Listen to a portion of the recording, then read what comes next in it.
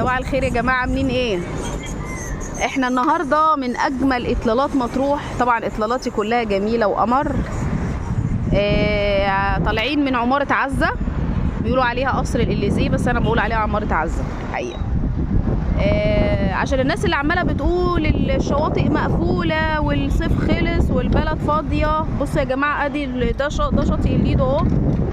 واكتر من مره نوضح ان في فرق بين الشواطئ المفتوحه وفي فرق بين الشواطئ المغلقه.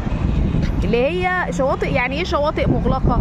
يعني اللي في وسط البلد زي الليدو، زي البوسيت، زي العوام، الفيروز، رامل، كل الاماكن دي ده شواطئ مقفوله، السكن فيها حلو.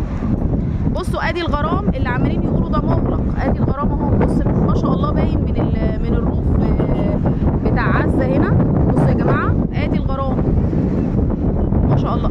والناس اللي بتقول لي الغرام ده يا جماعه خلي بالك، ده بعد ما تروح بكيلوات كتير قوي، يعني الناس بتروحوا بمعديات، بس ده مش موضوعنا يعني. فالشواطئ يا جماعه مش مقفوله، مفيش حاجه مقفوله. لما بيكون في نوع الشواطئ المفتوحه هي اللي بتبقى مغلقه، لكن وسط البلد هنا ادي البوسيت قدام العماره اهو شغال اهو. وادي جويل بيتش اهو شغال اهو.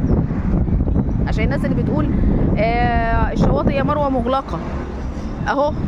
ادي انا والله ناس سالتني على الشواطئ اكتر ما سالتني على الشقق.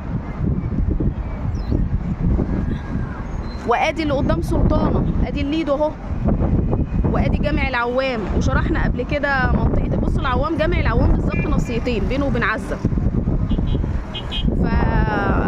يا جماعه بلاش نروج اشاعات والحوارات بتاعه الشواطئ ومش الشواطئ. والموسم لسه شغال، انا هصور لكم النهارده بالليل وهتشوفوا الوضع عامل ازاي. الحمد لله يعني. وبعدين عاملين عروض جامده جدا على شهر 9. كل سنه وانتم طيبين يا جماعه.